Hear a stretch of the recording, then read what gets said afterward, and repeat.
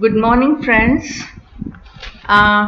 It's a new day, and in today's session, we are going to discuss on emotional intelligence and intelligence quotient. I'd like to begin with a quote by Aristotle. The quote goes like this. It is about anger. What he says is, anyone can be angry, that is easy. But to be angry with the right person, to the right degree, at the right time, and for the right purpose, and in the right way, that is not easy. So, let us see what he means to send across the message to us. So to be angry is easy, but to get the right effect from that anger is difficult, and it is intended with so many things. So this is what emotional intelligence is, and we are going to discuss it into more detail. We'd like to start by the definitions of IQ. Intelligence quotient is a measure of a person's cognitive capacity. IQ is a number indicating a person's internal ability to learn. Now, when we come to emotional quotient, it is the capacity for recognizing our own feelings and those of others, for motivating ourselves, and for managing emotions well in ourselves and in our relationships. Emotional intelligence describes abilities distinct from but complementary to academic intelligence. Emotional intelligence is the ability to identify, assess, and control the emotions of oneself and of others and of groups. So, EQ is a form of social intelligence that involves the ability to monitor one's own and others' feelings and emotions, to discriminate among them, and to use this information to guide one's thinking and action. So this is how EI or EQ, that is the short form of emotional intelligence, it is a distinct combination of emotional, personal and interpersonal skills that influence our overall capacity to cope effectively with life and work demands. So to move ahead, we'd like to see the major difference between intelligence quotient and emotional quotient. Intelligence quotient is important, but to some extent, and that is, intelligence quotient helps you to get in the door. Get in the door either of the school or of the job, but EQ helps you to succeed at job. IQ measures the ability to learn or understand, but EQ measures the ability to use our emotions and our logical skills. IQ is trying to convince someone with facts, and EQ is trying to convince someone by reasoning. IQ is being at the mercy of emotions because you do not understand them, and EQ is understanding and managing your own emotions and using them for good reasons and for good results. IQ makes a person book smart, EQ makes a person heart smart. IQ gets you through school and EQ gets you through life. This is the major difference between IQ and EQ, and this is why we are going to learn more about EQ today. So EQ is an ability, is an acquired skill which gets you through life very nicely. So the research shows that IQ can help you to be successful to the extent of only 20% in life. But the rest of the 80% success depends on EQ. This is a slide which shows you or which states the fact that with the help of IQ, you can get hired. You get a job, but the success of your job and your survival in the job will be decided by EQ. If your EQ is low, you will get fired, and if your EQ is good enough to handle the people and the work satisfactorily, then you will be promoted in job. Your EQ will get you acknowledgement and respect in your institution. So this picture says that IQ gets you hired, but EQ only gets you promoted. Either it gets you promoted, or if you have a low EQ, you can get fired also. So the professional success or the success in life is dependent more on EQ. What exactly is EQ? Emotional intelligence is simply defined as, I've tried to make it simple, what is EQ actually and how it is going to help us. So EQ is knowing what feels good and what feels bad and how to get from bad to good. It is also knowing your emotions and knowing emotions of others. It also refers to emotional management skills which provide competency to balance emotions and reason so as to maximize long-term emotions. EQ refers an ability to recognize and sense emotions, use your emotions to assess thoughts, understand your emotions and manage your emotions. So these are the three skills required for emotional intelligence, and these three skills are emotional awareness or the ability to identify and name one's emotions. The next is the ability to apply those emotions to tasks like thinking and problem solving.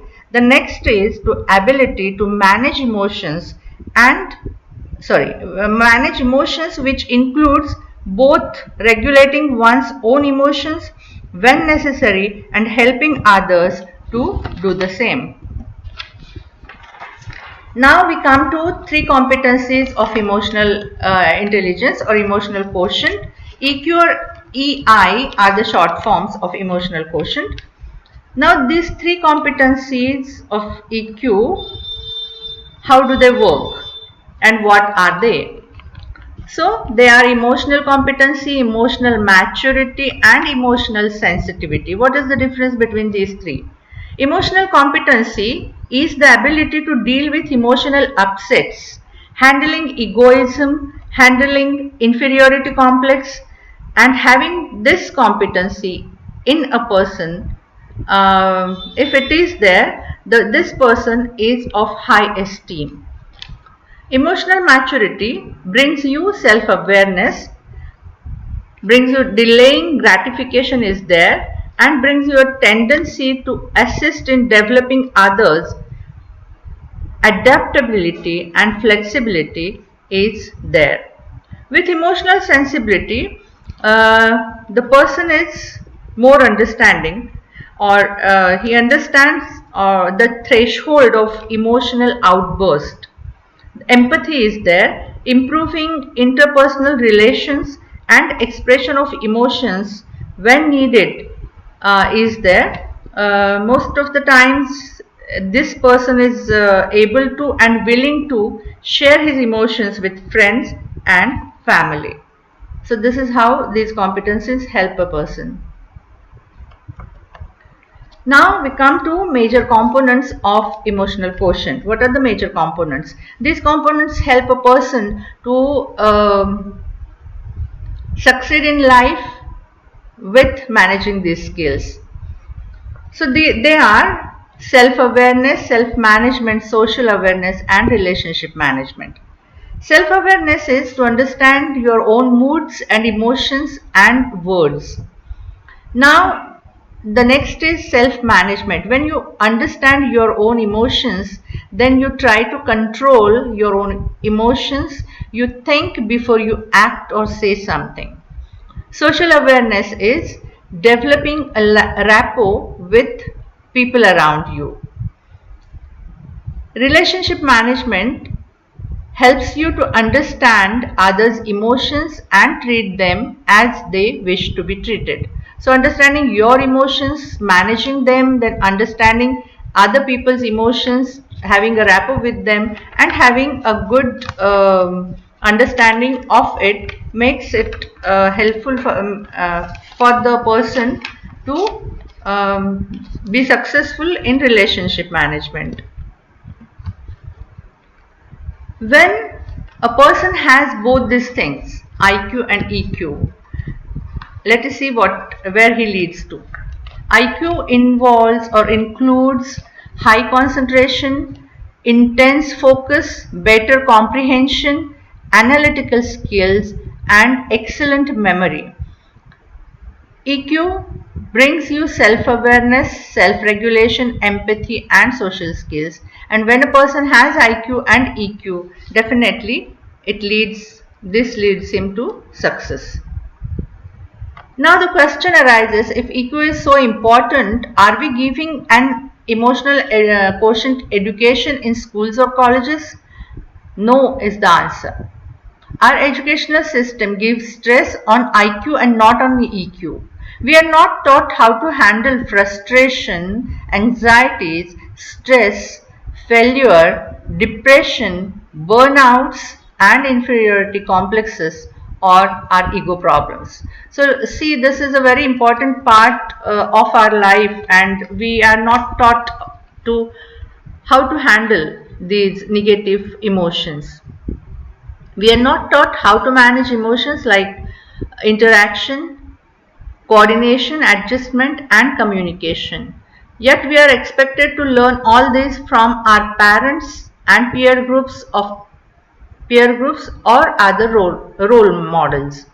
At the later stages of our lives, we are told to master emotional competencies to be successful.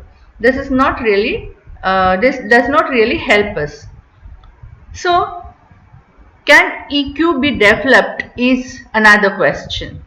If it is not taught, definitely it is not inherent completely. So can EQ be developed? The answer is yes. You can develop your emotional intelligence quotient by upgrading your emotional skills.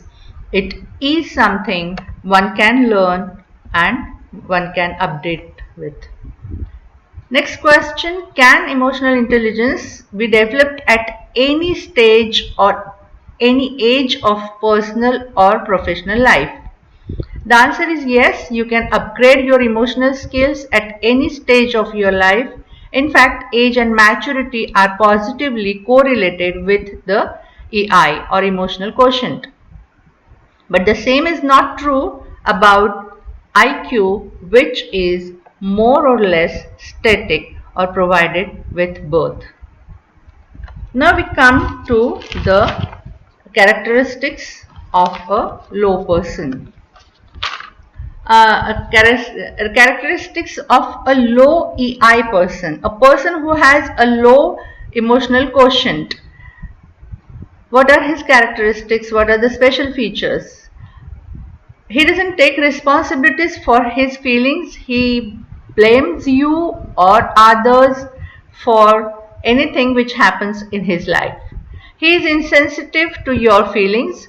He has no empathy, no compassion. He is always insecure and defensive and finds it hard to admit his mistakes, express remorse, or apologize sincerely. This is really very interesting. He is insecure and defensive, always insecure, and finds it hard to admit mistakes. He is a poor listener. He interrupts, he invalidates, and he misses the emotions being communicated. He is not able to express his emotions properly. He focuses on facts always rather than feelings, He does not consider your feelings before acting. Now see the characteristics of a person with a high emotional intelligence. A person having high emotional intelligence is not afraid to express his her feelings. He's not he's not dominated by negative emotions. He balances feelings with reason, logic, and reality. He is always independent, self-reliant, and morally autonomous. He is not motivated by power, wealth, status, fame, or approval. He is always interested in other people's feelings. He is not immobilized by fear or worry. He finds a time to speak and a time to be silent. And he is emotionally resilient. See, this picture tells us what a person of emotional intelligence can achieve. Increased leadership ability is there, increased team performance is there, improved decision making, increased personal well being, reduced staff turnover, decreased occupational stress. So, all these can be achieved with high EI. We need to also talk about spiritual intelligence here. Spiritual intelligence is a higher dimension of intelligence that activates the qualities and capabilities of soul in the form of wisdom, integrity, joy, love, creativity, and peace. This intelligence is related to spiritual aspect of a person's life. Dalai Lama's quote I'd like to share with you here. True spirituality is a mental attitude you can practice at any time. That is what he says. Now we come to adversity quotient. This is also one of the very important aspect which should be included in learning, because EQ and AQ, emotional intelligence and adversity quotient, are very important for a person. AQ is the score that measures the ability of a person to deal with the obstacles, adversities, and change in life. It is a science of resilience. IQ tells us what you think, EQ tells us what you feel, and adversity tells us what you do, what you should do. So, okay, so what I wanted to tell you is nowadays, at least in the present days, emotional intelligence and adversity quotient are the things which make a person go well in his life.